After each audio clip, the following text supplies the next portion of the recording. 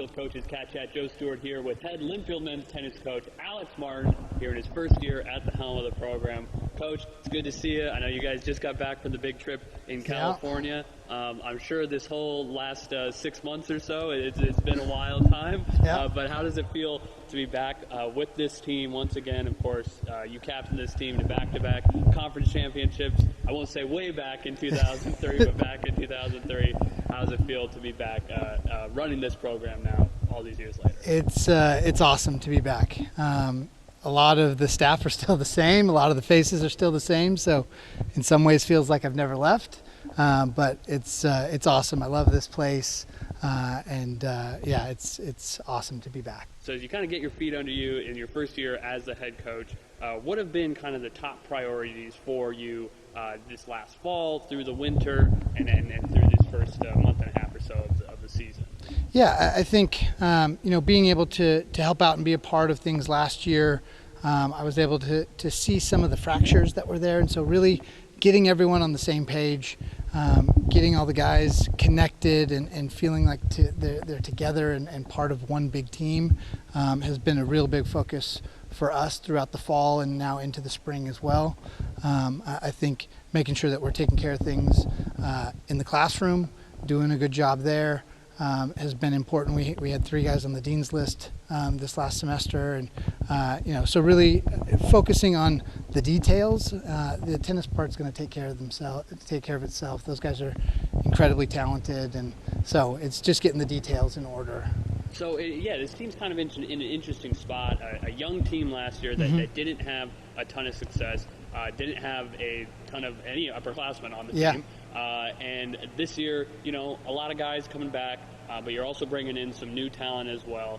How do you manage kind of the expectation of I'm sure you want to come in and see winning results, but also the fact that you're bringing these guys along, and of course, I mean, you have a little bit of an advantage being with them last year as an assistant coach, but how have you kind of managed that balance?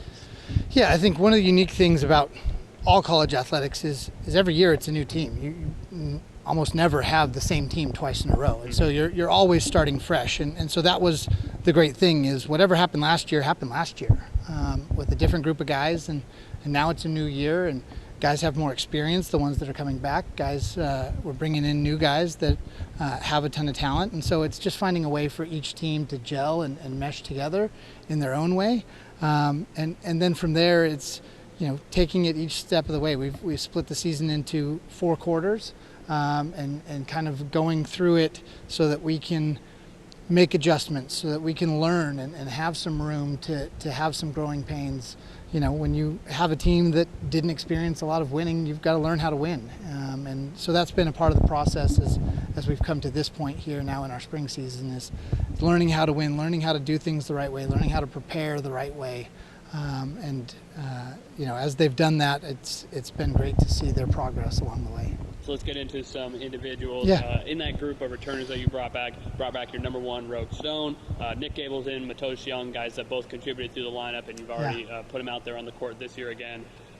With some of these key guys from last year, where are you looking for them to make an impact or make improvements? Yeah, I think it's really for everyone, but especially those guys improving on the steps they made last year. They, having the benefit of having a year under my belt with them, I know their game's a little bit better. I know the ins and outs. I know what they do well. I know where they struggle. And so being able to kind of craft and create a game plan for them of something that, like, this is plan A. When you go into a match, this is where we start.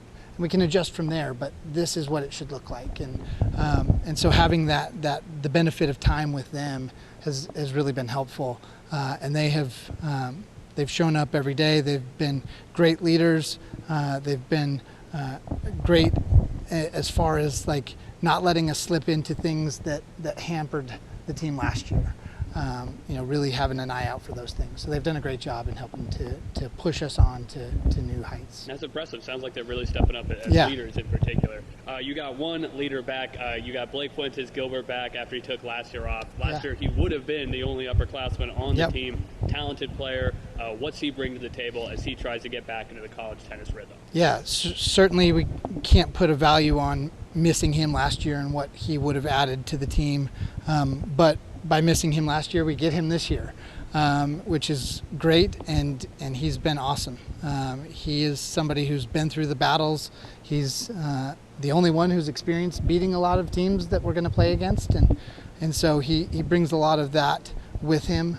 We're working on getting him healthy. He hasn't been available to play in as many matches as we would like to this point, but he's working really hard and been great as far as setting the tone for the guys. He's here at every practice, even though he can't play. He's working through injury stuff, but he's at every practice and he's cheering the guys on and just doing a great job of leading and setting the example of what it takes to be successful in this conference. You mentioned some new talent that you brought in just this spring semester. You brought in 2 Division I transfers, Wilhelm Saiga from UC Santa Barbara and Seth Lee from Portland State. What are you looking for from those guys to kind of inject into this program? Yeah, I think the biggest thing for them is to get comfortable here. The talent speaks for itself. They played at the highest level and had success. And Willie has come in and just been a rock at the top of the lineup. And Seth has added a lot of stability in the middle of the lineup. And they really. I just want them to get comfortable, feel comfortable, to get to know the guys to get to know them. The tennis part will take care of itself. But it's really just getting that comfort level with each other, and I think the guys have opened their arms and really accepted them and helped them get comfortable with their classes and living situations. These guys turned everything upside down to come see what we're doing here and what we're building, and it's been awesome to kind of see them all mesh together and really get close. There's a certain draw about this place. Sometimes. There is. Even with the struggling year last year. When you get here and you understand the sporting culture here, and even with a struggling team, you could tell that they wanted to win, and these guys want to work towards winning. I'm sure that's appealing to any big time recruit. And talking about recruits, you brought in some freshmen that are already making a contribution as well. Brooks Learfield already took home a Student Athlete of the Week award and actually leads the team in singles wins right now. Alexander Rosenquist has already made contributions in the lineup. What have you liked from those freshmen, and is it kind of the same deal of those guys just getting comfortable? Yeah, some of it, they have the fall under their belt to have that camaraderie with the guys, but the comfort level of, they've never played a college tennis match before, and it's different in the fall than in the spring, and so seeing them kind of acclimate themselves to the different pressures and, playing at line 4 and playing at line 5 and seeing how they show up and how they take their lumps at some points, but also how they perform and really show what they're capable of. And they're both incredibly talented, both have really big games, great weapons. Now it's just kind of a matter of harnessing the weapons so that they can use them the right way to really be as successful as possible. Hey, you've got me already so excited for the rest of the season and what those guys could do. But let's get into the lineup a little bit. 4 matches, 4 regulation matches under the belt now. Where are you kind of with your lineup adjustments and your doubles pairings? Are you starting to find some stability with that, or is there still going to be some shuffling over these next couple weeks? Yeah, I think, hopefully we've built a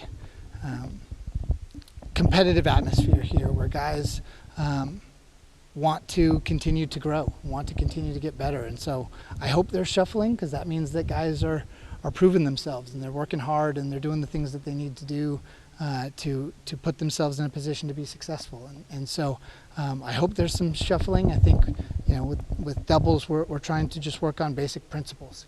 Some of the key high percentage principles of doubles, playing deep, isolating people, attacking the middle, those types of things.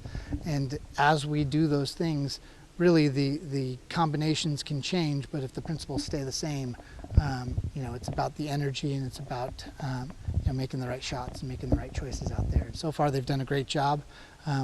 but we always want to tinker and always want to make sure we're putting the best group out there that we can. For sure. So conference play starting this weekend. It started at Willamette and then home against George Fox, a program I know you know well, another NWC team that you've been involved with in the past. But what are you going to be looking for in these first conference matches as now things really start to count in a lot of ways? Yeah. Really impressed with what Tyler, Linfield alum, is doing at Willamette. He's, working those guys hard. I know a few guys on the team from, working with them in the juniors and stuff like that. And just really impressed with how he's building that program and working with them. And so it's not going to, there are no easy matches once we get into conference play. And, Saturday is not going to be any different. Sunday will be more of the same. And, the gold standard right now is Fox, and they've won the last 2 conference championships. And it'll be a great measuring stick for us to see where we're at. I think, this is an opportunity for us to go out and bring great energy. We're going to have them here in our place. And so I hope the energy is great. I hope the atmosphere is rocking as it can be in this place with the echoes and everything. And so, I hope that energy can really push us on to great things. And, I'm excited to see what the guys put together. They're super talented and they're ready. Well, it seems like there's just a lot of excitement and energy around the team that maybe we hadn't seen in the last couple of years. And it's just really great to see with this program and trying to get back in the mix in the NWC. Absolutely. So good luck this weekend and good luck the rest of the year. Once again, that's the Wildcats starting conference play this weekend, Saturday at Willamette, before hosting the reigning conference champs, George Fox Bruins, here on Sunday. Both matches starting at 11 o'clock. Coach, thanks for the time and good luck. Thank you.